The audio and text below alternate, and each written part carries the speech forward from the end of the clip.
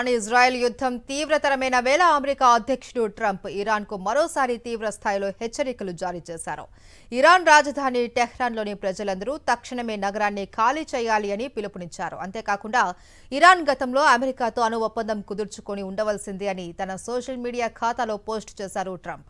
Iran అణ్వాయుధాన్ని కలిగి ఉండటానికి వీల్లేదు అని ఈ విషయాన్ని పదే పదే చెబుతూనే ఉన్నాను అనంటూ ట్రూత్లో వెల్లడించారు. ఇక ట్రంప్ ఇరాన్పై తాజాగా చేసిన హెచ్చరికలు మరోసారి అంతర్జాతీయంగా చర్చనీయాంశమయ్యాయి. ఇరాన్ చేపడుతున్న అణు కార్యక్రమంపై ట్రంప్ మొదటి నుంచి తీవ్ర అభ్యంతరాలు వ్యక్తం చేస్తున్నారు.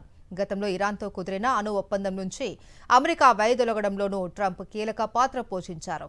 ఇరాన్ అణు సామర్థ్యంపై అమెరికా వైఖరిని ఈ వ్యాఖ్యలు స్పష్టం చేస్తున్నాయి. అయితే టెహ్రాన్ను ఖాళీ చేయాలి అన్న పిలుపు వెనుక ఉన్న కారణాలను తన ట్రూత్ ఖాతాలో వివరించలేదు ట్రంప్.